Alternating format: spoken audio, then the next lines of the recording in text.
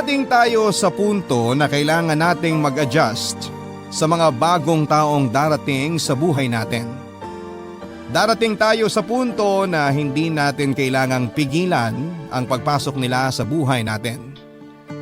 Ikaw kapuso, mga kabarangay, anong klaseng adjustments ang ginawa mo sa pagdating ng mga biglaang tao?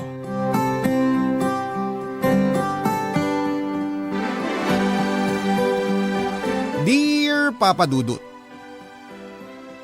ako nga pala si Lani ng Caloocan at nais ko sanang ibahagi sa inyo ang kwento namin ng aking stepson na si Ralph.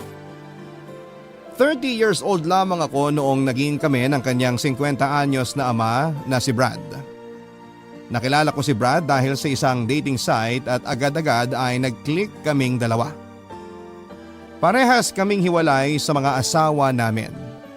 Nasa proseso ang annulment noong sa akin habang siya naman ay naiayos agad-agad. Kaya naman minamadali ko na rin noon ang pag-aayos nung sa akin dahil balak na naming magpakasal na dalawa. Wala naman na kaming hinahabol pa kaya dapat lamang naasikasuhin ko yon dahil seryoso na kami sa isa't isa, Papa Dudut. Nag-live-in na rin kami at nahingi na rin ito ang blessing mula sa pamilya ko at ganoon din ako sa kanya. Maliban na lamang doon sa nag-iisa niyang anak na noon ay 18 anyos pa lamang. Walang iba kundi si Ralph.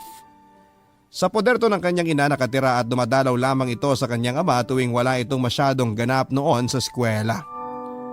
Siya sana ang unang ipapakilala nito sa akin sa mga pamilya niya pero hindi nga natuloy noon dahil hindi magtugma ang schedule namin at sa schedule ni Ralph sa school. Inasahan ko naman na medyo matatagalan bago ko siya makilala dahil busy ito pero laking gulat ko nang sinabi ni Brad na pupunta na si Ralph sa aming bahay, Papa Dudut.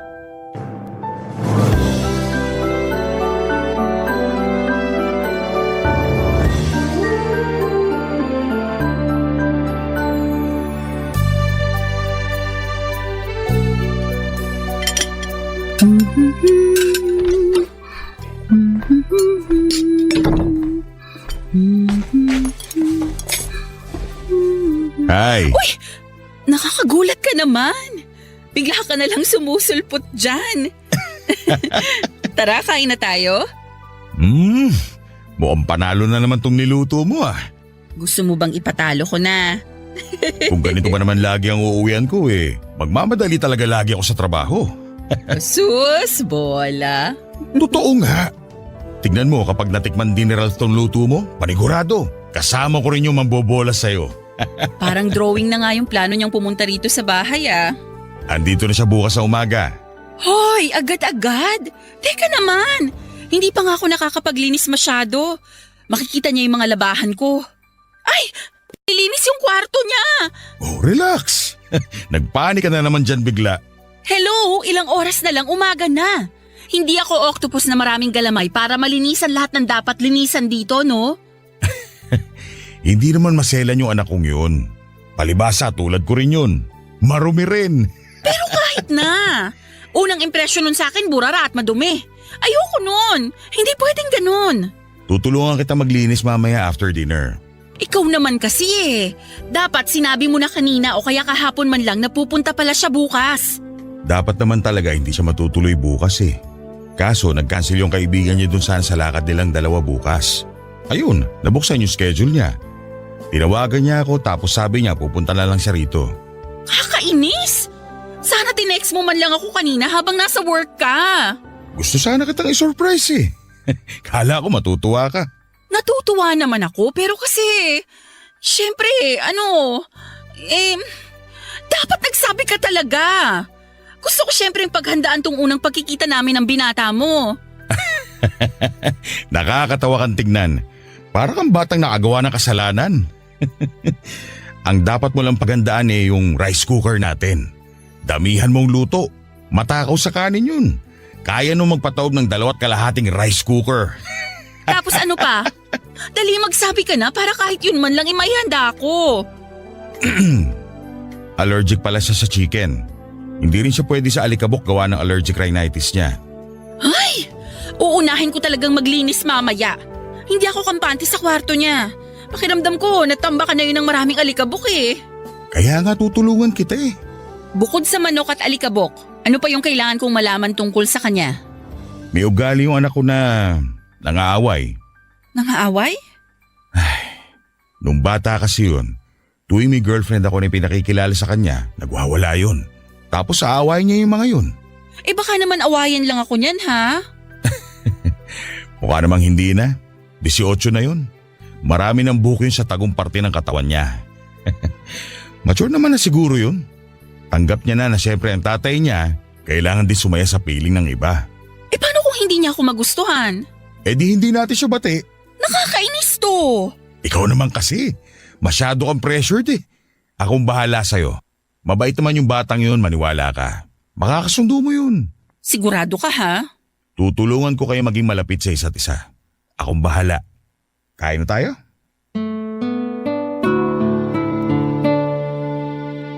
Hindi ko nga halos naubos yung kinakain ko noon dahil sa sobrang kaba na nafe-feel ko, Papa Dudut. Hindi ko alam kung ano ang uunahin kong linisin at ayusin noong time na yon. Ito ang unang beses na yung karelasyon ko ay may anak na sa iba at hindi ko alam ang pakiramdam kung paano ba sila pakisamahan. Nasanay pa naman ako na nagpi-please ng bawat taong nakikilala ko. Gusto ko noon syempre na ma-please ko ang anak ni Brad. Hindi ko nga lang napaghandaan talaga at naisip ko na papalpak ang unang beses na pagpapakilala namin. Base sa kwento noon ni Brad ay nabuntis niya ang nanay ni Ralph mula sa dapat sanang one night stand lamang. Conservative ang nakalakhang pamilya noong ina ni Ralph kaya napilitan si Brad na pakasalan nito. Unang taon pa lamang ng kanilang pagsasama noon ay hindi na raw sila magkasundong dalawa dahil magkaiba sila ng paniniwala at prinsipyo. Nagkahiwalay din sila at minadali nga ang annulment para maayos na kagad. Hindi man nag-work ang relasyon nilang dalawa ay nag-work naman silang mabuti bilang magulang ni Ralph. Yun nga lang habang lumalaki raw noon si Ralph ay nagpumilit ito na sa magulang niyang magkabalikan sila para maging isang pamilya silang muli. Kinausap nila ito at sinabi ang mga dahilan kung bakit hindi natanggap ng murang edad ni Ralph ang katotohanang hiwalay na ang mga magulang niya. Kaya siguro nito inaaway ang bawat nakakarelasyon ng mga magulang niya. Natakot nga ako na paano kung ganon ang gawin niya sa pagkikita naming dalawa. Nang sumapit na ang araw ng pagkikita namin ni Ralph ay nagkataon naman na traffic si Brad. Kaya mas nauna tuloy na dumating si Ralph sa bahay kesa sa kanya. Wala akong ibang choice kundi ang harapin siya kahit na wala pa ang tatay niya. Balak sana namin noon ni Brad ay siya yung magpapakilala sa akin kay Ralph. Pero dahil nahuli ito ay pinakilala ko na lamang ang sarili ko. Kamukhang kamukha ni Ralph si Brad. Walang dudang mag-ama ang dalawa. Sinalubong ko siya ng ngiti pero blanco ang mukhang hinarap nito sa akin, Papa Dudut.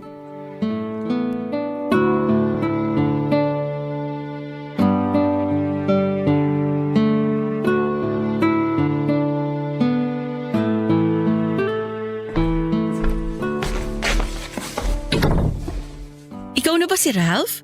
Yup. Nasaan po si Papa, Manang? Manang?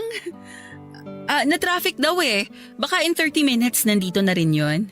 Punta po muna ako sa kwarto ko Sandali. Hindi pa kasi ako tapos maglinis doon. Okay lang ba kung dito ka muna sa sala maghintay? Ayos lang po kahit hindi pa malinis. Gusto ko na makita yung kwarto ko eh. Sige. Ikaw ang bahala. Nasaan nga po pala yung girlfriend ni Papa? Yung si Lani? Ako ang girlfriend ng papa mo. Huh? Ako si Lani. Parang masyado naman atang OA yung pagkakadescribe sa'yo ni Papa. Ha? Paano OA? Sabi niya maganda ka raw. Artistahin. Tatay mo talaga? Oo nga. Minsan talaga sinungaling yun. Baka naman nagbibiro lang yung tatay mo nun. Mukha nga lang nagbibiro siya. Sorry Tita Lani. Kala ko po kasi kasambahay ka ni Papa. Ay wala yun, okay lang. Siyempre ngayon mo pa lang ako nakita, normal naman yun. Kasi yung damit mo Yung itsura mo. Sorry ulit Ayos lang yun. Pasensya na ha, naabutan mo akong naglilinis dito sa bahay. Hayaan mo, pagdating ng tatay mo, mag-aayos ako ng sarili ko. Okay na yan, kahit di ka na mag-ayos. Dito lang naman tayo sa bahay eh. Huwag na kayo mag-effort magpaganda. Baka mahirapan pa kayo. Ano? I mean, baka matagalan pa kayo. Alam ko naman na kayong mga babae matagal kayo mag-makeup. Tsaka hirap kayong pumili ng isusuot yung damit. Tsaka ang dami yung ginagawang ritual na hindi naman importante. Okay. Grabe, sorry ah. Kahit ako natatawa na sinabihan kitang manang. Bakit naman kasi tsinempo mo na ganyan ang itsura mo sa pagdalaw ko? Hindi ka ba na-inform ni Papa? Kagabi niya lang kasi sinabi sa akin na pupunta kang araw. Hindi niya lang nasabi kung anong oras kaya hindi ako nakapaghanda agad. Ah, okay. Siguro lagi talaga madumi dito sa bahay ni Papa. Anong ibig mong sabihin? Eh kasi kung laging malinis dito, di ka magmamadaling maglinis. Eh di sana di kita naabutan ng ganyan ang itsura mo. Di ba, tita? Nagkataon lang to. Madalas namang malinis dito. Nitong mga nakaraan lang hindi masyadong nakapaglinis. Kasi naging busy ako sa trabaho at saka… Okay na po yun. Di nyo naman po kailangan mag-explain. Hayaan mo at babawi ako sa iyo sa iluluto ko mamaya. Umorder na lang po kaya tayo. Di po kasi ako komportableng kainin yung luto ng taong kakakilala ko pa lang eh. Ako lang naman to. Hindi naman kita lalasunin eh. Paano ako makakasiguro? Joke! Kahit naman yung pinakamatindi kong kaaway, wala akong balak lasunin. Ikaw pa kayang anak ni Brad. Naniniguro lang naman. Tsaka sabi ko nga joke, di ba? So paano? Akyat muna ako sa kwarto ko ha. Pakikatok na lang ako kapag nandito na si Papa, Manang. Ay, tita pala. Sige. Hindi naging maganda ang unang impression ni Ralph sa akin at mas lalong hindi naging maganda ang unang impression ko sa kanya. Nayabangan ako at natalasan sa kanyang dila. Inisip ko na lamang na baka ganito lamang talaga siyang magsalita, may pagkaprangka. Hindi ko na masyadong dinibdib ang pangiinsulto nito sa akin dahil unang beses pa lamang naman kaming nakapag-usap noon. Baka naman sa mga susunod na beses ay maging komportable na kami sa isa't isa at mas makilala pa namin ang isa't isa. Pero hindi kasi kaagad nangyari yon, Papa Dudut. Nang mga sumunod na araw na nagstay siya sa bahay, palala ang ipinapakita niyang kagaspangan ng ugali sa akin. Hindi ko na noon alam ang gagawin lalo't naiipit ako sa pag-asang baka naman nag-a-adjust lamang ito at baka talagang hindi pa siya ready na makitang masaya ang tatay niya sa piling ng ibang babae. Na-challenge ako kung paano ko paaamuin noon si Ralph. Dahil sa tuwing pinipilit kong makipag-close sa kanya noon ay parang mas lalo naman siyang nagiging mailap sa akin. Hirap ako noon na ilugar ang sarili ko sa kanya, Papa Dudut. Sa mga kwento ng pag-ibig, kwento ng buhay at kwento ng pag-asa. Nasa Spotify na Barangay Love Stories. Pakinggan kahit kailan, kahit saan. Barangay Love Stories sa Spotify. Kinig na, kabarangay! Ang balak sana naming dalawa na pagstay noon sa araw ng pagstay noon ni Ralph sa bahay ay na-extend ang 8 araw. Ang nirason nito ay wala naman daw siyang masyadong gagawin sa school at gusto nitong bumawi sa oras sa kanyang ama. Dahil nga matagal silang hindi nagkita, Papa Dudut. Pero naging torture yun para sa akin lalo't pinaparamdam sa akin ng hayagan ni Ralph ang disgusto nito sa akin. Tuwing kami lang ang natitira noon sa bahay o hindi naman kaya ay wala sa paligid si Brad, ay kumukuha ito ng tiyempo para iparamdam na naiirita ito sa aking presensya. Hindi ko noon alam kung hanggang kailan ko kakayanin ang pinaparamdam nito sa akin. Pero para kay Ralph ay handa ko yung tiisin, Papa Dudut. Tulad na lamang noong minsang nagsabay-sabay kaming tatlo na mag-dinner. Tahimik nung una at masaya lamang. Natuwa ako noon na wala pang ibang hirit itong si Ralph tungkol sa akin. Wala kaming ibang pinag-uusapan kundi ang pag-aaral niya o di naman kaya yung napanood naming balita sa telebisyon. Maayos na sana noon ang agos ng gabi kung hindi lang biglang nagbukas noon ng topic si Ralph tungkol sa akin. Isang usapan na lumipas naman pero binabalik pa niya Papa Dudut.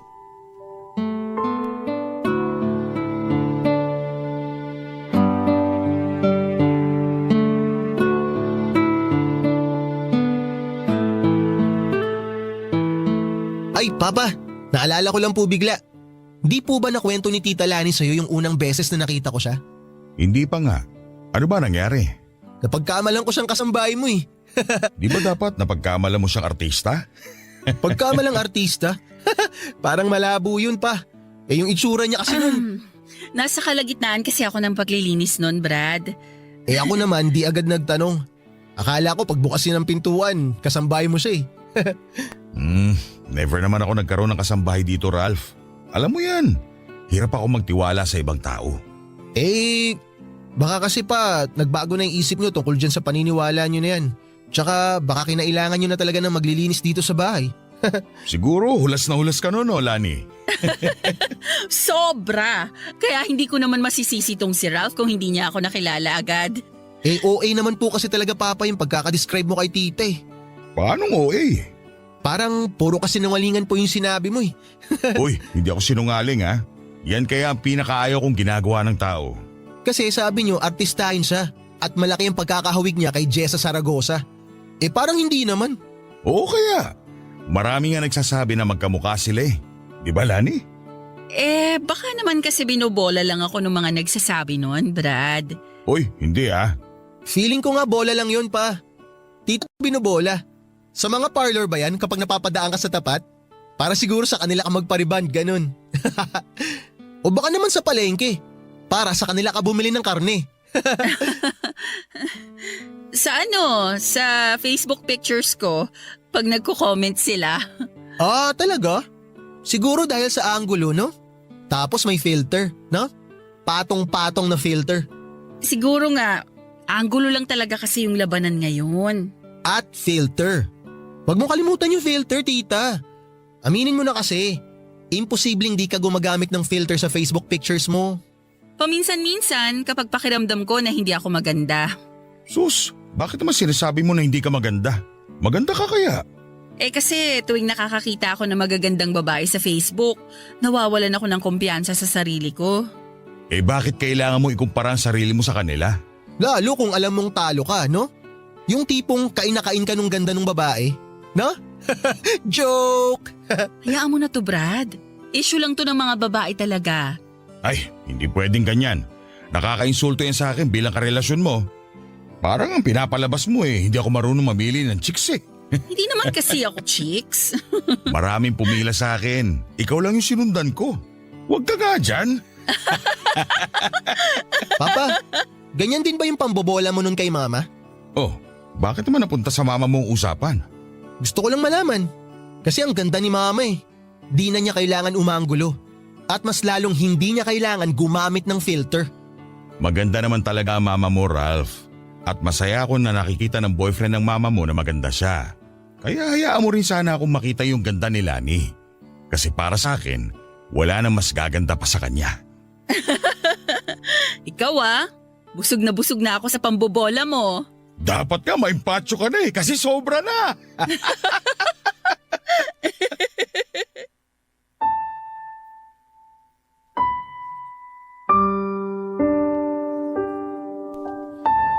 Sa gilid ng aking mga mata ay nakita kong nagdilim ang mukha ni Ralph nang pasimple akong pinagtanggol at pinuri ng kanyang ama. Napansin kong nawalan din siya ng gana sa kanyang kinakain. Sumubok pa nga itong mang-insulto nang sabihin niya sa amin na nami-miss daw niya ang luto ng nanay niya na hindi mamantika. Nagawa pa niyang ikumpara ako sa nanay niya na talaga namang nakapag-down sa akin noon.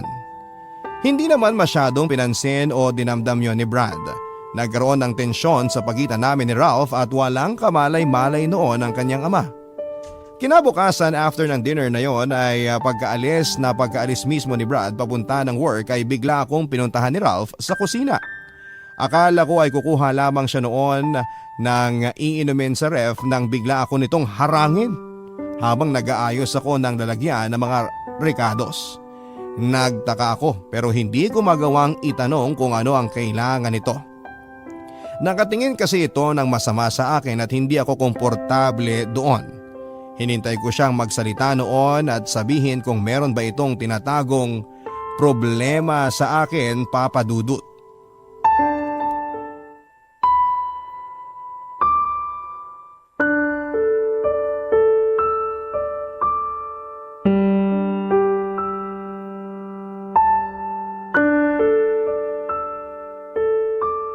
Ayoko sa'yo. Alam ko naman yon. Okay lang sa'yo na ayaw kita. Wala naman akong magagawa kung yan ang nararamdaman mo. Hindi ko rin alam kung anong meron sa'yo eh. Hindi ko alam kung anong nakita sa'yo ng papa ko para ikaw ang ibahay niya. Di hamak naman na mas maraming magaganda at sopistikadang ex si papa bago ka. Oo, alam ko yon. Nakwento niya nga sa akin nung nagliligawan pa lang kami. Kaya hindi mo rin ako masisisi kung sakaling magtaka ako kung bakit ikaw ang choice ni papa ngayon. Pass naman na kasi yon, Ralph. Ako yung pinili ng papa mo ngayon kasi mas nagkakasundo kami. Masaya kami sa isa't isa. Wala naman na siguro akong kailangang ika-insecure. Ewan, malay ko sa insecurities mo. Pero alam mo, mas nakakasundo ko pa yung mga yun kaysa sa'yo. Ayaw mo kasi akong bigyan ng chance para magkakilala tayo ng lubusan. Para saan pa tita? Hindi na kailangan yun. Basta ayoko na maging kayo ni papa. Hinuhusgahan mo naman na kasi ako agad eh. Naniniwala kasi ako sa nararamdaman ko. Alam ko na may mali sa'yo. Siguro nga baka may mali sa akin. Pero sana, wag mo naman akong husgahan agad. Actually, si papa ang ginajudge ko eh, hindi ikaw. Ginajudge ko siya sa mga desisyon niya sa buhay. Ginajudge ko rin siya sa pagpili niya sa'yo. Hindi ko talaga alam kung bakit eh. Ano kaya nakita niya sa'yo? Wala naman ako nakikitang special sa'yo. Bakit hindi na lang ang tatay mo ang tanungin mo dyan? Kahit anong piga mo sa akin, wala akong maibibigay na sagot sa'yo. Nakita mo na ba mama ko? Sa picture, Hindi lang sa picture maganda yun. mukha naman. Hindi ko talaga alam kung anong nangyari sa taste ni papa. Parang habang nagkakaedad siya, tumatabang yung panlasa niya sa mga babae. Bakit ba parang ang laking issue sa'yo ng itsura ko? Hindi lang naman itsura mo ang issue ko eh. Buong pagkatao mo. Okay, bakit ba ang laking issue sa'yo ng buong pagkatao ko? Wala naman akong ginawang masama sa'yo ah. Pinagsilbihan kita at nirespeto mula nung unang araw na dumating ka rito. Kahit nga harap-harapan mo na akong binabastos, hindi ko yun ibinabalik sa'yo. Dapat ko bang ipagpasalamat yun, tita? Basta, ayoko talaga sa'yo. Ayaw kita para sa papa ko. Choice ako ng papa mo. Gusto mo man o hindi, kailangan mong igalang kung sino yung pinili niyang mahalin. Parang ang hirap naman igalang ng choice ni papa. Lalo na kung ikaw naman yung choice na yun. Alam mo, dapat nga hindi ako nakikipagtalo sa'yo kung bakit ako ang mahal ng tatay mo. Maayos ang relasyon namin. Mahal namin ang isa't isa. Hindi ko na kailangang i-defend sa'yo kung bakit andito ako ngayon sa buhay niya. Alam mo, tita, useless lang na i-defend mo. Kasi kahit ano pa sigurong sabihin mo, hindi ako makikinig sa'yo. Yun na nga eh. Bakit ko pa ba ipaglalaban sa'yo ang relasyon namin ng tatay mo? Ang importante sa amin, pareho kaming masaya sa piling ng isa't isa. Balang araw makikita mo yon. Balang araw, maiintindihan mo yon. Alam mo, tita, Kung wala ka ng ibang magandang sasabihin, hayaan mo na lang ako dito sa kusinang maglinis. Magluluto pa ako ng ulam natin mamaya. Magsabi ka na lang kung anong gusto mong lutuin ko at pag-aaralan ko. huwag ka nang mag-abala, tita. O order na lang ako ng sarili kong pagkain. Mula nung kinompronta ko ni Ralph ay hayagan na nitong ipinaramdam sa akin ang pagkainis niya. Napapansin ko noon na nananadya na rin siya madalas lalo tuwing wala na ang tatay niya. Nabuli niya ako sa sarili naming bahay ni Brad at sa totoo lang ay napipikon na rin ako noon at wala akong ibang magawa kundi ang iiyak na lamang iyon sa kwarto. Hindi ko naman magawang sabihin yon kay Brad dahil baka pagmulan lamang yon ng away ng mag-ama. Sinubukan kong itago ang lahat, sinubukan kong unawain si Ralph, Papa Dudut. Galing din naman kasi ako sa broken family at hindi rin naman gano'ng kadali na makita ang magulang mong may bago ng karelasyon at pamilya. Kung ano yung nararamdaman noon ni Ralph ay ganoon din naman yung naramdaman ko dati sa magulang ko. Ang pinagkaiba lang namin marahil ay hindi ako nagsalita at di ako gumawa ng masama sa mga nakarelasyon ng magulang ko. Nanahimik ako at Ibig, kwento ng buhay at kwento ng pag-asa. Nasa Spotify na, Barangay Love Stories. Pakinggan kahit kailan, kahit saan. Barangay Love Stories sa Spotify. Kinig na, kabarangay! Nagpa-extend pa ng ilang araw muli itong si Ralph at parang pakiramdam ko noon ay hindi siya uuwi hanggat hindi niya nasasagad ang galit ko. Napansin kasi nito na kalmado lamang ako sa tuwing pinaparamdam niya sa akin ang galit nito. Hindi ko galing pumatol talaga, Papa Dudut. Kaya siguro naiinis ito sa tuwing dinededma ko noon ang kagaspangan ng ugali niya. Madalas nga nagdadabog ito noon sa harapan ko o kaya naman ay pupuntiryahin niya yung luto ko. Maraming beses na sinasayang nito ang mga niluluto ko. Maglalagay siya noon ng maraming pagkain sa plato niya, titikman lang ng kaunti at pagkatapos ay iluluwa na. Hindi na niya ito kakainin pa at nakikita yon ng tatay niya. Pero hinahayaan na lamang siya, Papa Dudut. Nang mas tumagal nga ay mas lumakas pa ang loob nitong bastusin ako kahit kaharap niya ang tatay niya. Naisip niya marahil na mas maganda kung papatulan ko ang pangbabastos na ginagawa niya sa harapan ng tatay niya. Gusto niya sigurong pumitik ako noon sa harapan ng tatay niya para makita ang worst side ko. Tulad na lamang noong minsang nagbeberyenda kami isang hapon ng Sabado, Papa Dudut. Nagtatawanan kami ni Brad noon at hindi yon ikinatuwa ni Ralph.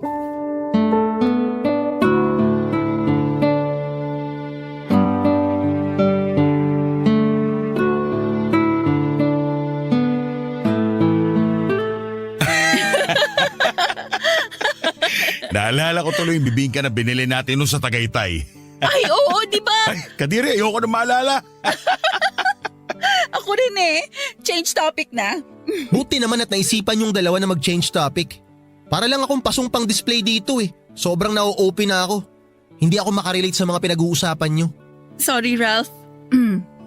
Ano ba yung pwede natin pag-usapan para naman makasali ka? Kahit wag nyo na ako isali pa. Kung hindi nyo naman talaga ako gustong i-involve sa usapan nyo, di wag. Bakit naman ganyan ka kung magsalita? Hindi naman namin sinasadya kung madala kami sa usapan namin kanina tungkol sa bibingka. Saka ilang beses ka naman naming pinilit isali sa ibang usapan. Ikaw tong may ayaw. Kasi ayaw kitang kausap. Excuse me? Nandito ako sa bahay para makipag-bonding sa tatay ko. Hindi para makipag-usap sa'yo. Ralph, Totoo naman pa eh. Huwag mo sabihing mali ako. Ang usapan natin, mag-i-spend tayo ng time together. at kasama rin si Lani. Kasama siya sa bonding moments natin. Sana tinanong niyo muna ako kung okay ako sa ganung setup. Sana naisip niyo muna akong tanungin kung gusto ko siyang kasama sa bonding natin. Kaya kita pinapunta rito sa bahay para makilala mo na siya. Kasi magiging parte na siya ng buhay natin. Magiging parte na ng buhay natin? Paano naman ako nakakasiguro pa na siya na nga ang para sa'yo? Pa naman? Yan ang lagi mong linya sa lahat ng mga girlfriend mo na pinakilala mo sa akin. Sa totoo lang nakakasawa ng pakinggan ng paulit-ulit. Kasi hindi nyo naman kayang panindigan. Sobra ka na! Brad, kalma. Bastos tong batang to eh. Hindi ko alam kung saan ka nalhilugasan yung bibig eh. Kumalma ka na, please. Ralph, tumigil ka na rin kasi. At sino ka para pagsabihan ako na tumigil? Ha? Nanay ba kita? Hindi mo nga ako nanay. Pero bilang karelasyon ng tatay mo, sa tingin ko may karapatan ako mag-demand sa'yo na irespeto mo ko. Maghihiwalay din naman kayo eh. Bakit pa ako mag-aaksaya ng respeto sa'yo? Ralph! Kung hindi mo ako kayang respetuhin bilang karelasyon ng tatay mo, baka naman pwede mo akong respetuhin bilang tao na lang. Kahit yan, malabong mangyari yan.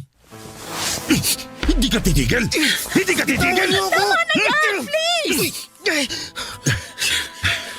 Ganyan na ba ang epekto ng lari na yan sa'yo, pa? Kaya mo nasaktan ng sarili at nag-iisa mong anak dahil sa kanya? Kahit walang Lani sa buhay ko, kaya kitang saktan kung alam kong mali na ang tapas ng dila mo! O sige, saktan niyo ako! Saktan niyo ako, dali! Aba talagang… Brad! Tama na! Huwag mo nang palalain yung sitwasyon! Hindi pa tayo tapos. Mag-uusap tayo mamaya, Ralph. Anong mag-uusap? Wala tayong pag-uusapan! Aba talagang bastos na! Okay lang ako, Brad. Okay lang. Pero… Hayaan mo na muna yung anak mo. Kumalma muna kayo pareho. Kailangan nyo yan.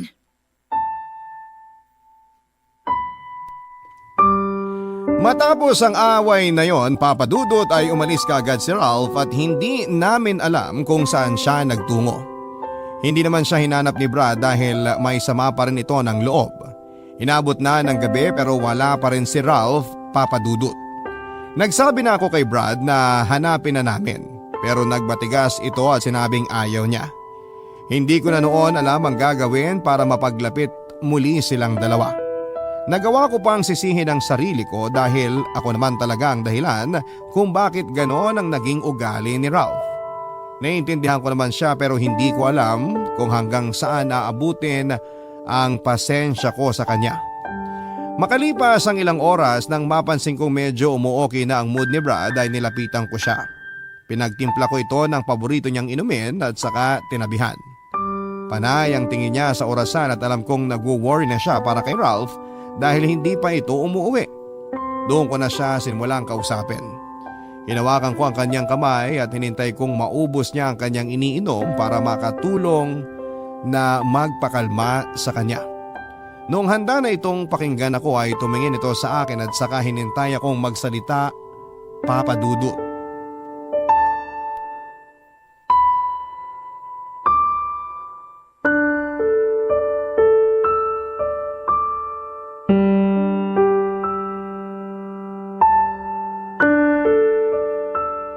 Hindi ako natuwa sa nangyari kanina ha. Kahit ako naman. Sana hindi mo na lang pinatulan yung galit ng anak mo. At ipapatulan sumusobra na nga, hindi ba? Kalaban niya hindi ko alam yung mga pasimpleng bastos na hirit niya sa'yo.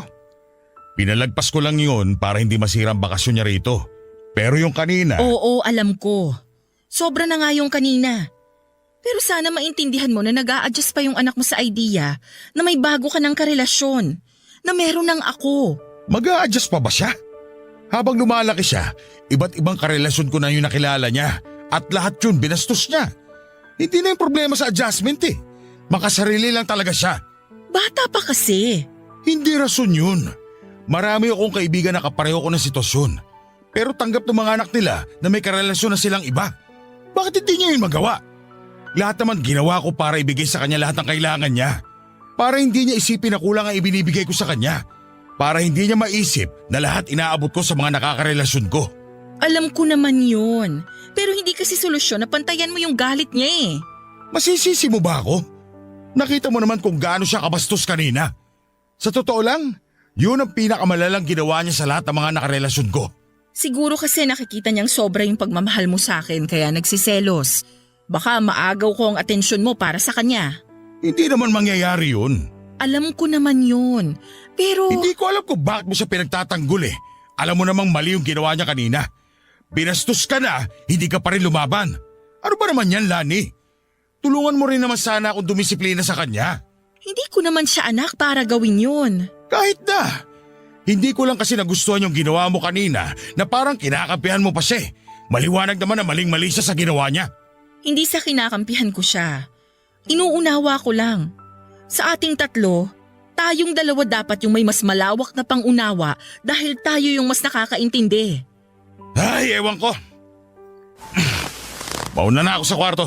Itutulog ko na lang to. Kung yan ang tingin mong makakatulong sa'yo, sige. Matulog ka na muna. Huwag ka na magtagal at tabihan mo na kagad ako sa kama ha. Okay. Liligpitin ko lang itong mga kalat sa mesa tapos susunod na ako sa kwarto.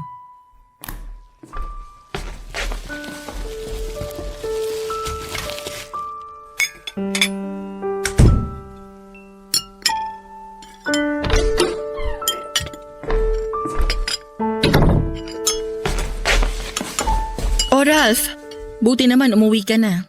Nakapasok na po ba ng kwarto si Papa? Kakapasok lang. Saan ka ba nanggaling ha? Kumain ka na nga muna. May gusto ka bang… Tita Lani, gusto ko lang magpasalamat sa'yo. Pasalamat saan? Narinig ko lahat ng sinabi mo kay Papa kanina. Salamat kasi pinagtanggol mo ako sa kanya. Naiintindihan naman kasi kita. Oo, mali nga yung nagawa mo. Pero malawak ang pangunawa ko sa'yo kasi parehas lang tayong galing sa broken family. Hiwalay din ang mga magulang mo? Oo. At alam kong hindi ganun kadali na makakapag-adjust ka matapos mong makilala yung bagong karelasyon ng mga magulang mo. Buti ka pa naiintindihan mo. Si Papa kasi hindi Kahit si Mama, hindi niya rin naiintindihan. Kasi galing naman sila sa parehong buo at masayang pamilya. Kung merong mang makakaunawa sa sitwasyon natin, yung mga katulad din nating bunga ng broken family. Nakukonsensya ako sa ginawa ko. Sorry tita. Hindi ko lang kasi matanggap. Hindi ko matanggap na hindi nabuo yung pamilya ko. Pangarap ko kasi na magkaroon ng buong pamilya eh. Yung tulad sa mga kaklase ko. Pero hindi na kasi pwedeng mangyari yun eh. Alam kong imposible na yung hinihingi ko. Kasi nga may kanya-kanya ng buhay sina Mama at Papa. Pero masama bang umasa? Lahat naman siguro tayo gusto na buo ang pamilya. Yun nga lang, hindi lahat kayang makakuha niyan. Tulad natin. Kaya nga ang hirap lalo na sa akin kasi never kong naranasan o never kong naalala na buo kami. Kahit sa pictures wala man lang akong makita na magkasama yung mga magulang ko. Naiintindihan kita. Tapos pa iba-iba pa sila ng karelasyon. Kaya nagagalit ako eh. Lalo na dyan kay Papa. Kasi kung hindi rin naman siya mapipirmi sa iisang babae, bakit hindi na lang kay Mama, di ba? May mga bagay na hindi pwedeng pilitin. Pero nagmamahalan naman sila dati ah. At may mga bagay na hindi na kayang ibalik. Maliban na nahihirapan akong mag-adjust sa sitwasyon ko, tita. Naging mali lang yung reaksyon mo. Yung nararamdaman mo, hindi yan mali. Kaya sana sa bawat galit o inis na nararamdaman mo, huwag kang gumawa ng bagay na ikasisira mo o ikasisira ng relasyon mo sa mga magulang mo. Sorry, tita. Sorry. Bukas, mag-sorry ka sa papa mo ha. Sabihin mo lahat ng sinabi mo sa akin ngayon at kung kailangan, dagdagan mo pa para mas maintindihan niya. Gawin mo ha? Okay ba yon? Opo. Salamat, tita.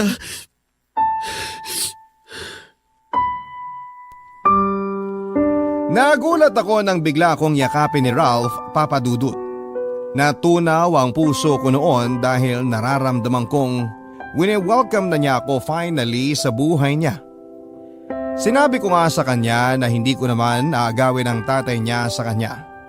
Hindi naman ibig sabihin na porke ando na ako sa eksena, makakasagabal na ako sa kanila. Kung meron mang ibang mangyayari, iyon na yung madadagdagan lamang siya ng taong nagmamahal sa kanya. Natuwa ito at mula noon ay naging maayos na kaming dalawa, Papa Dudut. Mas naging close pa nga ata ito sa akin kesa sa ama niya. Sa ngayon ay 3 taon na kaming kasal ni Brad at meron na rin kaming isang anak na babae na talagang naging close kay Ralph. Balak na rin naming sundan ang panganay namin oras na matapos ang pandemya. Hindi na kami nagkaproblema pa kay Ralph dahil natanggap na nito ang sitwasyon namin. Kinailangan lang talaga naming ipaunawa sa kanya lahat ng mga nangyayari. Dahil sa edad niyang yon ay mahirap nga namang lani. Barangay Love Stories.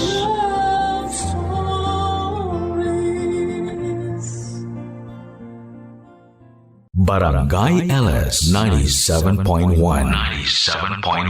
Number 1 Forever. Ang mga kwento ng pag-ibig, kwento ng buhay at kwento ng pag-asa dito sa Barangay Love Stories. Love Stories.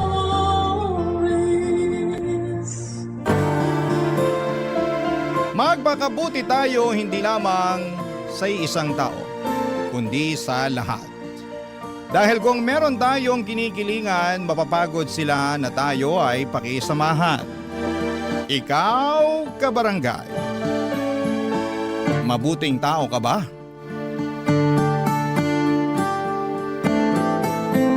Dear Papa Dudut, Naranasan nyo na bang mapunta sa isang sitwasyon kung saan ay nasadla kayo ng husto? Ako kasi ay oo at yon ang gusto kong ibahagi sa mga kabarangay nating panatiko ng Barangay Love Stories. Pero bago ang lahat ay magpapakilala muna ako sa inyo. Tawagin nyo na lamang po ako sa pangalang Bobby, 38 years old at taga Mandaluyong. Nitong mga nakalipas na araw ay sobrang lugmo ko at para bang wala ng bukas para sa akin. Sunod-sunod kasi ang mga nangyaring trahedya sa buhay ko na malalaman ninyo sa pagpapatuloy ng aking kwento. Pero magsisimula muna ang lahat noong 30 anyos pa lamang ako. Kami na lamang ng nanay ko ang magkasama noon sa bahay dahil nasa ibang bansa ang kuya ko para magtrabaho.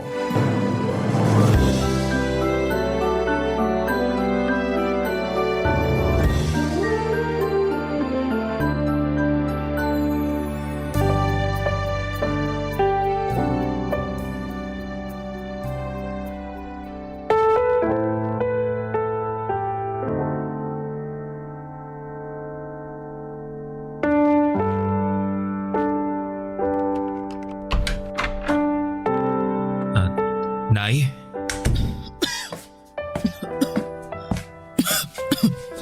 Nako, ang tindi ng ubo niyo.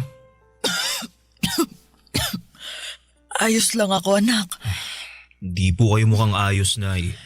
Ayos nga lang ako. Ay buti pa, abot mo na lang yung tubig dyan sa tabi ko nang makainom ako. Sige po. Ilapag ko lang muna tong bit-bit kong lugaw dito sa tabi, ha? Oh, Nay, ito na po yung tubig. Daan-daan po sa pag-inom, ha? Salamat, anak. Kumusta na po ang pakiramdam niyo? Nag-aalala po ako para sa inyo. Huwag kang mag-alala. Ayos na naman ang pakiramdam ko eh. Hindi na ako mainit. Tingin ko bumaba na ang lagnat ko pero inuubo pa rin ako. Kaya nga pinagluto ko po kayo ng lugaw at dinala ng gamot para makainom na kayo pagkatapos kumain eh. Kaya lang, wala naman akong panlasa. Parang ayaw ko tuloy kumain. Ay, kahit konti lang po, Nay. Para makainom na kayo ng gamot. Ano pa nga ba? O siya, kakain na ako. Yan. Very good po kayo, Nay. Very good ka dyan. Ano ako, bata? Di ba ganyan din naman kayo nung bata ako. Sinasabihan niyo akong very good kapag kumakain ako, lalo pag may sakit ako. Kaya ako naman na magsasabi niyan sa inyo ngayon. Sa bagay. Sinasabi ko nga sa'yo yun nun. Ang bilis talaga ng panahon, no? Dati-rati kayo ng kuya mo ang inaalagaan ko. Ngayon, kayo naman ang nag-aalaga sa akin. Kaibahan lang, nasa malayo ang kuya mo kaya ikaw lang ang mag-isang nag-aasikaso sa akin, anak. Matanong lang kita, no? Ano po yun? Hindi ka ba napapagod na alagaan ako? Nay naman, bakit naman po ako mapapagod? Nanay ko po kayo. Wala naman. Naisip ko lang kasi dapat sa edad mong yan may sarili ka ng pamilya. Kaso mukhang kasalanan ko kung bakit hanggang ngayon wala ka pa ring asawa. Nay, hindi niyo po kasalanan. Sadyang wala pa lang po talagang nagkakamali. Ano ba yung sinasabi mong wala pang nagkakamali? Masasabi ko na maswerte ang babaeng makakatuluyan mo dahil napakalambing mong anak, mapagmahal at maalaga. Mahilig pa sa mga bata. Kaya naman kung meron ka ng natitipuhang babae, ligawan mo na. Malay mo, siya na pala ang makatuluyan mo. Ay, sa ngayon, wala pa naman po akong nagugustuhan pero sige po. Sa oras na magkaroon na sasabihin ko agad sa inyo. Bakit mo sasabihin sa akin? Para malaman nyo. Ay, salamat ha, pero ang sabi ko, ligawan mo. Hindi mo lang basta sabihin sa akin. Nay naman Siyempre, liligawan ko pa rin naman siya pero gusto ko munang makilala nyo siya.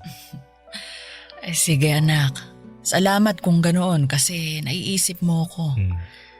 Sana nga makakilala ka ng babaeng liligawan para naman hindi lang sa akin umiikot ang mundo mo. Ay, Nay, sa inyo pa rin po iikot ang mundo ko kahit na may nililigawan na ako. Pangako po yan, Nay. Papa Dudut, mahal na mahal ko ang nanay ko at wala akong pinagsisisihan na ako lamang ang nag-iisa niyang anak na nag-aasikaso sa kanya. Bagaman pareho naman kaming may trabaho ng kuya ko. Masaya ako na sa tuwing kailangan ako ng nanay ko ay nasa tabi niya lamang ako. Pero naiintindihan ko naman ang kagustuhan niya ang makapag-asawa na ako at bumuo ng sariling pamilya dahil nga hindi na ako bumabata pa. Simula't sa Paul ay alam ni nanay na gusto kong magkaanak hanggang sa nakilala ko si Rhea sa restaurant na pinagtatrabahuhan ko bilang tagaluto. Bali, serbidora siya noon at taga Ilocos Sur. Mabait si Rhea, maganda at kuwelang kasama. Pero sa kabila ng mga tawa niya ay meron siyang malungkot na nakaraan. At yun ang dahilan, Papa Dudut, kung bakit siya umalis noon sa kanila.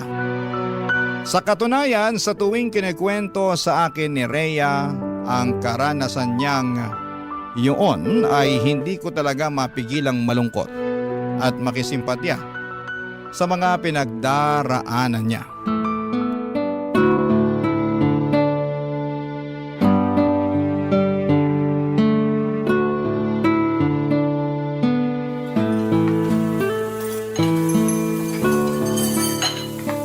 Kaya ayun, nangako ko sa sarili ko na magsisikap para umasenso sa buhay. Kaya nga kahit mahirap at wala akong kaalam-alam sa magiging buhay ko rito sa Maynila nakipagsapalaran pa rin ako. Gusto ko pagbalik ko sa Ilocos ibang Rhea na ako. Hindi ko naman hangad na yumaman pero gusto kong magkaroon ng komportableng buhay. Kaya lalo mo ako napahanga Ang lakas ng fighting spirit mo. Uy, thank you pero kailangan Malay mo, meron pang magandang buhay na naghihintay sa'yo pag nagpatuloy ka. Ay, sana nga meron, pero ewan ko. Minsan, hindi ko pa rin mapigilang mawalan ng pag-asa. Lalo't parang ang layo-layo ko pa rin sa mga pangarap ko. May iba ka pa bang pangarap bukod sa mabigyan ng maayos na buhay yung mga magulang mo sa probinsya? Gusto ko rin makakilala ng lalaki na magiging katuwang ko sa buhay. Yung mamahalin ako at aalagaan. At magkakaanak, syempre. Lalo't hindi na ako bumabata, di ba? Baka kumunat na tong matres ko pag pinatagal ko pa ang pagbubuntis. Sobra ka naman sa kumunat. Para namang chichirya lang na nahanginan. Uy, seryoso ako dun Kung kayong mga lalaki walang problema sa pagkakaroon ng anak kahit may edad na kayo, ibahin nyo kaming mga kababaihan. Hindi naman sa nilalahat ko, no? Kasi meron pa rin namang mga babae na nabubuntis pag umedad na ng 35 pataas. Pero madalas nahihirapan na talaga. Ganun ba yun? Oo. Kaya nga sana makilala ko na rin yung matinong lalaki na makakatuwang ko sa buhay. Naniniwala kasi ako na may inilaan ng Diyos na makakapareha natin sa buhay na to. Ikaw ba? Ganun din ba ang paniniwala mo? Oo. Bakit parang hindi ka pa sigurado? Naniniwala naman ako pero mas naniniwala doon ang nanay ko. Kaya nga pinaghahanap na niya ako ng mapapangasawa dahil tumatanda na daw ako. Talaga? Anong sagot mo? Yun, sabi ko, sige. Kung may makikilala ako at magugustuhan ko liligawan ko na tapos ipapakilala ko agad sa kanya. Ayun, natuwa naman at sobrang excited. Ewan ko ba dun? Ganun lang siguro talaga ang mga nanay. Sobrang excited na magkaroon ng apo. Ay, bigla ako tuloy na miss ang nanay ko. Kumusta na kaya siya? Hindi mo malalaman ang sagot kung hindi mo siya tatawagan. Tsaka na, wala na kasi akong load Tsaka patapos na yung break time natin. Baka mamaya sitahin na tayo pag nag-overbreak tayo. Ay, oo nga pala. Masyado pa namang sip-sip yung naninita na yun. Kala mo naman kung sinong tagapagmana ng kumpanya kung umasta. Uy, baka may makarinig sa'yo Uy, ano naman? Wala naman akong binabanggit na pangalan. Bato-bato na lang sa langit. Ang mag-react, pangit. Papa Dudut, 3 buwan na noon si Rhea sa pinagtatrabahuhan namin at masasabi ko na naging sobrang close kami. Sa katunayan ay siya lamang ang dahilan kung bakit ako nag-stay sa pinapasukan ko. Gusto ko na kasing umalis noon dahil sobrang toxic na rin ang management namin. Alam ko naman na magiging malaking pagsubok na naman sa akin ang paghahanap ng mapapasukang trabaho. Lalo na high school graduate lamang ako. Bukod doon ay ayoko ring magtrabaho sa malayo dahil maiiwang mag-isa ang nanay ko sa bahay namin. Yun ang dahilan kung bakit hindi ko pa tinatanggap ang alok at tulong sa akin ng kuya ko na nag-ibang bansa na. Hindi nga nagtagal ay nagtapat ako ng pag-ibig kay Rhea at sinagot naman niya ako, Papa Dudut. Kasunod noon ay nabuntis ko siya, kaya lalo ako nagkaroon ng dahilan upang hindi na umalis ng Pilipinas. Barangay Love Stories. Barangay Love Stories. Papa Dudut, dahil sakto lamang ang kinikita ko sa aking trabaho ay wala pa akong sapat na ipon. Kaya naman, tinira ko muna sa bahay namin si Rhea. Welcome naman siya doon ni nanay at sa katunayan ay sobrang sayangan ng nanay ko noong nalaman niyang magkakaapo na siya at palagi niyang hinihimas ang tiyan ni Rhea at kinakausap ang magiging anak namin. Bagay na kinagigiliwan naman namin ang kinakasama ko. Naging maayos naman ang pagsasama naming tatlo sa isang bubong. Hindi rin issue sa kuya ko na magkaroon ako ng anak pero nilinaw niya na si nanay na lang daw ang susustentuhan niya. Naintindihan ko naman yon dahil hindi naman niya pinupulot ang pera sa abroad. Kaya nga sinabi ko sa sarili ko na magsisikap ako sa pagtatrabaho para makaipon ng pera, Papa Dudut.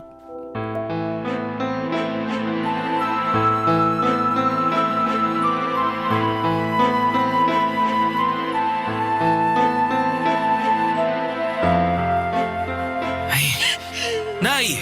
Rhea! Minahon lang naman po muna kayo. Paano ko hihinahon? Nakakainis yung Rhea na yan. Biruin mo, ayaw magkusot ng damit. Mas gusto pang i-washing, hindi naman natatanggal yung dumi. Natatanggal naman po eh. Anong natatanggal? May nakita ba akong kapiraso? Alam mo naman na ayaw kung may natitirang dumi, di ba? Saka bakit ka ba gamit ng washing machine kaya tuloy lalong lumalaki yung konsumo natin sa kuryente? Bakit ko po hindi gagamitin? Sayang naman. Nakatenga lang dun sa solo ko. Tsaka isang beses lang naman nagwa-washing sa isang linggo At para na rin mapabilis yung trabaho ko. Buti sana kung tinutulungan niyo akong maglaba hindi naman. Kung kaya lang ng likod ko, di sana hindi ko na inasa ang paglalaba sa'yo. Bakit? Likod niyo ba ang maglalaba? Ay! Lintik na babaeng to! Hoy, Bobby! Pagsabihan mo nga yung kinakasama mo. Abalang masyado sumagot sa akin napakawalang galang. Mahal, huwag mo naman sagutin ng ganun si nanay. Bakit hindi? Sumusobra na siya. Ang dami niyang reklamo. Hindi na nga nagpapasalamat sa akin. Bakit ako magpapasalamat sa paglalaba mo? Responsibilidad mo yan kasi kinakasama mo na ang anak ko. Nay, huwag na po muna kayong sumabat dyan. Buti pa, mag-uusap muna kami ni Rhea. Liga, mahal. Doon tayo sa kwarto. Buti pa nga nakausapin mo yung babae na yan. Iyak ng iyak, wala naman akong ginagawang masama sa kanya. Parang pinagsabihan ko lang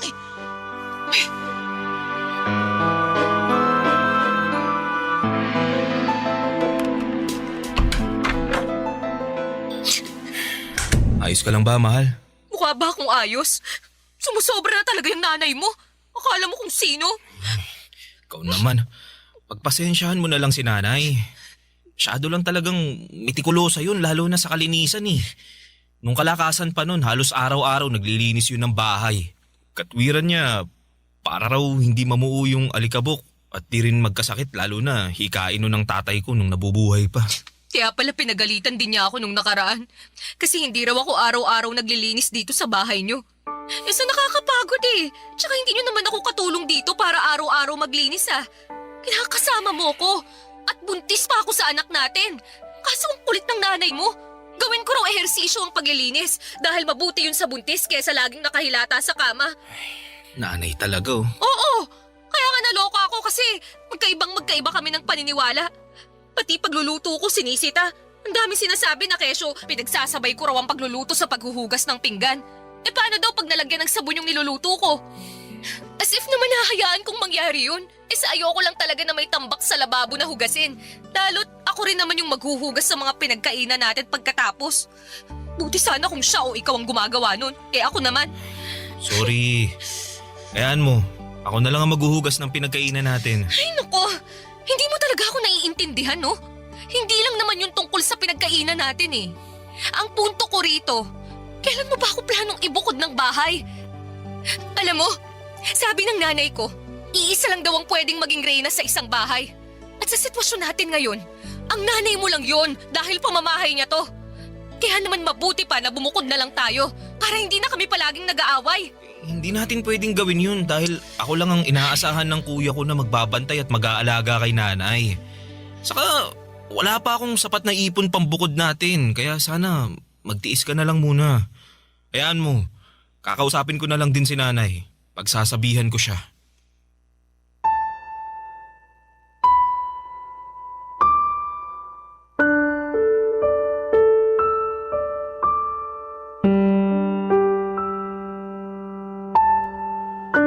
Papadudot naiintindihan ko naman ang pinanggagalingan ni Rhea. At kahit na gustuhin ko na siyang ibukod ng tirahan ay hindi ko naman magawa dahil nga maiiwang mag-isa ang nanay ko. At ayoko ring mangyari yon kasi ako lamang ang inaasahan ni kuya na magbabantay at mag-aalaga sa kaisa-isa naming magulang. Kaya naman sinabihan ko na lamang si Rhea na magtiis dahil hindi rin naman ibang tao ang nanay ko. Nakita ko naman na sa abot ng makakaya ni Rhea ay hinabaan niya ang kanyang pasensya. Pinakisamahan niya ng maayos ang nanay ko. Hindi rin naman sila palaging nag-aaway. May mga pagkakataon din na may pinagkakasunduan sila. Kaya naman masaya ako. Hindi nga nagtagal papadudot, pinanganak na nga ni Rhea ang baby namin. At masasabi ko na isa yon sa mga pinakamasayang sandali ng buhay ko. Ngunit doon pa lang pala magsisimula ang pinakamalaking pagsubok na pagdadaanan namin.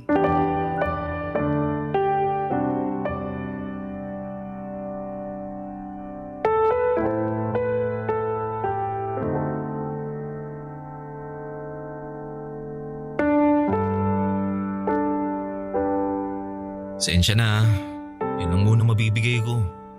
Dami ko kasing kaltas, mga reklamo ng customer, ganun. Ha? Eh bakit nagre-reklamo sila? Di raw masarap ang luto ko, ganito, ganyan. Kaya nga lagi akong pinagagalitan ng bisor natin eh. Pinagbantaan pa na kapag hindi ko inayos yung trabaho ko tatanggalin na nila ako. Alam mo naman na mapipilay tayo ng husto pag nawalan ka ng trabaho, di ba? Ilang buwan pa lang din ang baby natin. Tapos ang dami pa nating gastos pag nagkakasakit siya. Ano ba kasing nangyayari sa'yo? Yung dating issue mo pa rin ba sa bisor natin? Oo. Masyado kasi siyang pabida, napipikon na ako. Alam ko na pabida talaga yon kasi nakatrabaho ko rin naman dati. Pero matuto ka pa rin magtimpi. Kasi sa pikon mong yan, trabaho mo naman yung maaapektuhan. Tandaan mo na hindi ka pwedeng mawalan ng pinagkakakitaan. Dahil ikaw lang yung kumakayod sa atin. Tapos marami rin tayong gastusin sa anak natin. Oo, yun na nga eh. Pakiramdam ko, di na tayo nakakausa dahil sa nangyayari. Napapagod na ako pero wala akong karapatan na magpahinga. Kung pagod ka, mas pagod ako. Dahil hindi lang anak natin ang inaasikaso ko. Inaalagaan ko rin yung nanay mo na may pagkamaldita kung minsan. Bakit? Nag-away na naman ba kayo ni nanay? Hindi ko na siya pinatulan. Pero ngumalngal na naman sa akin nung nakaraan. Tungkol saan daw?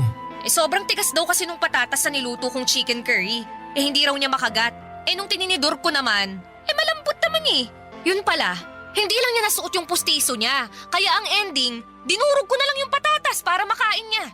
Pero ang dami pa rin sinabi, nakakarindi. Pagpasensyahan mo na lang si nanay. Alam mo naman na matanda na yun eh. Ganun ba talaga kapag matanda?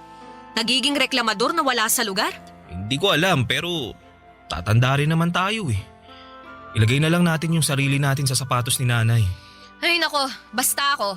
Hindi ako magiging toxic na matanda kagaya ng nanay mo. Sobra ka naman sa nanay ko. Kaya nga gusto ko nang bumukod na tayo eh. para wala nang problema. Pangako, hindi mo na ako maririnig magreklamo tungkol sa nanay mo. Eh di ba, nag-usap na tayo tungkol sa bagay na yan. Ay nako, oo nga pala. Ayaw mong bumukod kasi ayaw mong iwanan ng nanay mo. Bla bla bla bla bla, di ba? Ewan ko ba naman sa'yo at naisip mo na naman yan. Eh kita mo ngang hirap na hirap pa tayo sa pera. Pag nandito tayo, mas makakatipid tayo sa pagbabayad ng renta. Nakatipid nga tayo sa pagbabayad ng renta. Pero mukhang mapapagastos ka sa akin pag tumagal-tagal ang pananatili ko rito at pakikisama dyan sa nanay mo. Teka, anong ibig mo sabihin? Kasi baka ipasok mo na lang ako sa mental dahil nabaliw na ako noon. Rhea naman eh. Seryoso ako doon, Bobby. Ay nako, kawawa naman ako. Papadudot naging sakitin ang anak namin kaya naglabas-masok kami sa ospital. Dahil sa nangyari ay nagkautang-utang ako sa kuya ko, makabili lamang ng gamot para sa anak namin. Yun din ang dahilan kung bakit naghigpit kami ng sinturon. Dahil sa liit ng sweldo ko at sa laki ng gastos, para sa pangangailangan ng anak namin ay wala na halos matira sa akin. At yun nga ang pinag-ugatan ng away namin ni Rhea. At dahil maliit nga lang ang bahay namin ay naririnig ni nanay ang pag-aaway namin. Kaya hindi niya mapigilang makisali. Kapag nangyayari yon, papadudot. Lalo lamang naiinis si Rhea dahil pakiramdam niya ay nagkakampihan kaming mag-ina para pagtulungan siya. Naipit ako sa sitwasyon ng sobra. Para akong tupang naligaw mula sa kawan na naglalakad ng walang direksyon. Barangay Love Stories. Barangay Love Stories. Papadudot nung sa tingin ko ay pasan ko na ang daigdig. Nang mga panahong yon ay meron pa palang ilalala ang sitwasyon. At yun nga ay noong nagkasakit ang nanay ko. Mabuti na lang at nandyan si kuya para suportahan ang pagpapagamot niya, lalo na noong nadiskubre namin na meron siyang early signs ng Alzheimer's disease. Nalugmok ako ng sobra, lalo at pareho pa sila ng anak ko na may sakit kaya naman lalong bumigat ang pasan-pasan ko sa aking mga balikat. Pero buti na lang at nandyan si Rhea para alagaan ang nanay ko kahit na meron silang hindi pinagkakasunduan. At tinutulungan niya rin ako upang gumaan ang pagdadala ko ng buhay. Masasabi ko na kahit mahirap ay malaki pa rin ang pasasalamat ko sa aking kinakasama, Papa Dudut.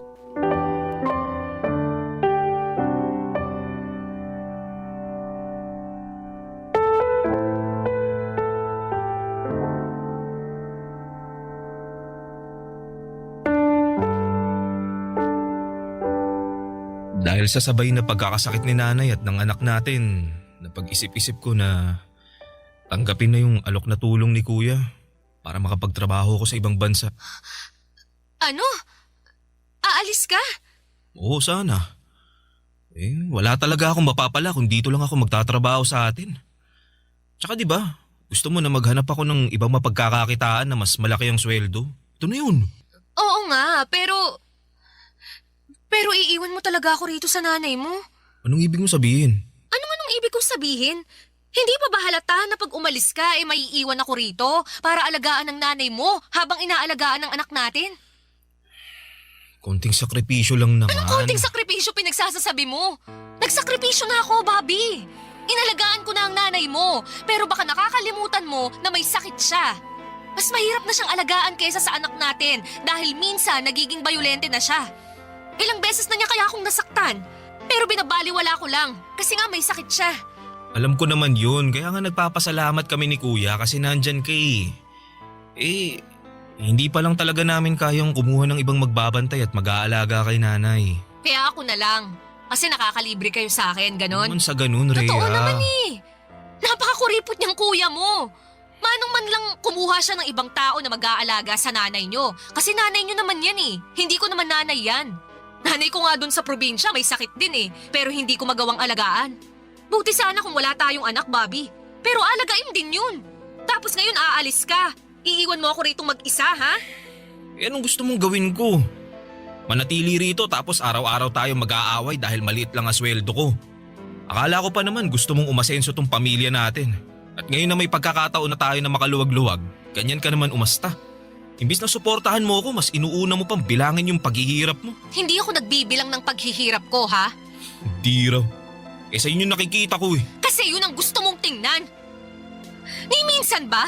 Pinasalamatan mo ako sa pag-aasikaso ko sa nanay mo at sa anak natin kahit na pagod na ako. Hindi naman, di ba? Kasi para sa inyo ng kuya mo, responsibilidad ko na alagaan yung nanay nyo dahil nakatira ako sa pamamahay nyo. Yun nga ang rason kaya gustong-gusto ko nang bumukod tayo.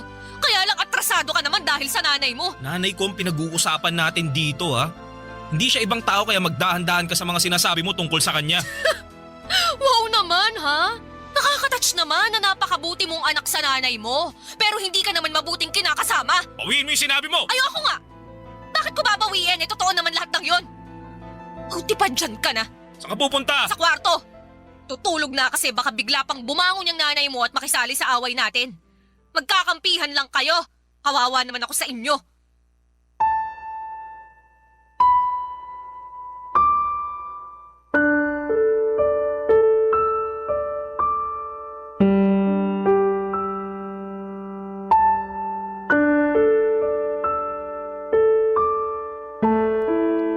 Papadudot, alam ko na maling iasa ko kay Rhea ang pag-aalaga sa nanay ko dahil nanay ko yon. Ako ang anak noon kaya ako dapat ang gumagawa ng mga bagay na yon. Pero pare-pareho kaming pupulutin sa kangkungan kung hindi ako magsasakripisyo sa ibang bansa. Kaya nga kahit masakit sa akin na mapalayo sa mga mahal ko sa buhay ay tiniis ko. Nagpakabingi ako sa iyak ni Rhea at pagtutol niya na umalis ako. Dahil desidido akong ituloy ang pag-abroad ko. Natuloy nga ako sa ibang bansa sa tulong ni Kuya at masasabi ko na malaki ang pag-a-adjust na ginawa namin ni Rhea. Palagi kaming nag-uusap sa video call kahit na magkaibang oras sa mga bansa na kinakaroonan namin. Nagbabalitaan at nagkukumustahan at laging sinasabi ng kinakasama ko kung gaano na siya kapagod sa pag-aalaga kay nanay at sa anak namin tapos ay nami-miss pa niya ako. Pero ang sagot ko lamang ay kaunting tiis na lamang muna. Hanggang sa dumalang na lamang ang pag-uusap namin dahil naging busy na ako sa pagtatrabaho. Makalipas nga ang 3 taon ay natapos na ang kontrata ko pero imbes na bumalik sa Pilipinas ay nag-extend ulit ako sa pagtatrabaho ko. Bagay na pinagtalunan namin ng matindi ni Rhea. Gusto na niya kasi akong umuwi at magtrabaho na lamang sa Pilipinas dahil nga sa hirap na siya sa pag-aalaga sa nanay ko na noong mga panahong yon ay lumalala na ang sakit. Pero natakot akong umuwi sa Pilipinas para magsimula ulit. Kaya nanatili lamang ako sa abroad. Makalipas nga ang maraming taon ay nakaramdam na ako ng kapaguran at pagkamis sa mga minamahal ko sa buhay. Doon ko naisip na gusto ko nang umuwi para makasama ang nanay ko at ang aking mag-ina. Ngunit iba ang nadatnan ko sa aking pagbabalik sa Pilipinas.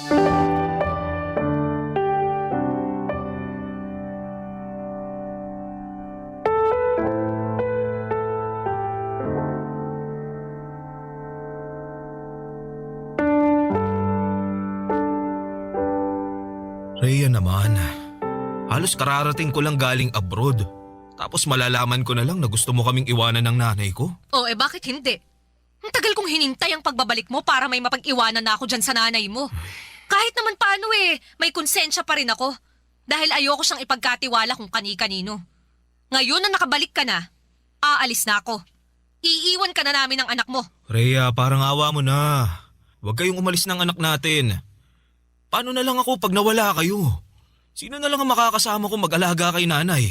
Tagapag-alaga lang talaga ng nanay mong tingin mo sa akin, no? Di naman sa ganun. Anong hindi sa ganun? Ganun yun! Ilang taon kong inalagaan ng nanay niyo, Bobby. Ni ha, ni ho, wala akong narinig sa inyo ng kuya mo. Ilang taon mo rin akong narinig na nagsabi sa'yo na napapagod na ako. Pero hindi mo ako pinakinggan. Ang tagal mo sa abroad, pero hindi man lang pumasok sa kokote mo na maghanap ng mag-aalaga sa nanay niyo, no? Sinamantala niyo talaga na makatipid kasi nandito naman ako. Ang kakapal ng mukha niyo. Sana pala siningil ko kayo sa ilang taon kong serbisyo sa magulang niyo. Tawarin mo kami, Rhea.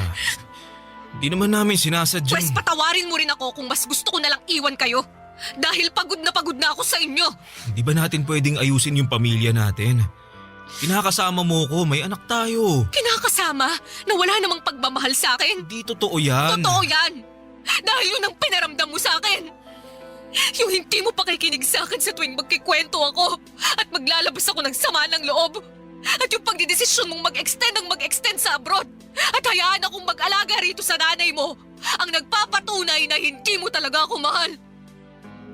Kasi Bobby, kung mahal mo ko, iisipin mo rin ang kapakanan ko. Hindi lang sarili mo at sa kung paano kayo makakatipid ng kuya mo. Kaya nga nagsisisi na ako. Hayaan mo, babawi ako sa'yo. Lalo ngayon, nagdesisyon na ako na hindi na ako babalik sa ibang bansa. Ay, wow! Nagdesisyon ka na naman pala nang hindi ako kinukonsulta? Sa bagay, sino lang ba ako sa buhay mo para konsultahin mo? Ni hindi mo nga ako asawa eh. Hamak na nanay lang ako ng anak mo at tagapangalaga ng nanay mo.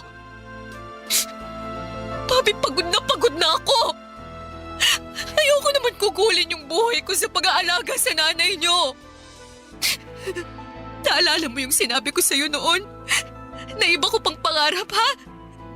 Na gusto ko rin makakilala ng isang lalaki na magiging katuwang ko sa buhay. Yung mamahalin ako at aalagaan. Akala ko ikaw na ang lalaking yun. Pero nagkamali ako. Gusto ko lang naman maranasang alagaan. Kasi pagod na akong mag-alaga. Rhea. Huwag mo akong hahawakan. Rhea, please. Mag-usap tayo. Pag-usapan natin to. Wala na tayong pag-uusapan. Dahil nakapag-desisyon na ako. At wala ka nang magagawa para baguhin pa yon. Tapos na tayo, Bobby. Simula sa araw na to. Hiwalay na tayo!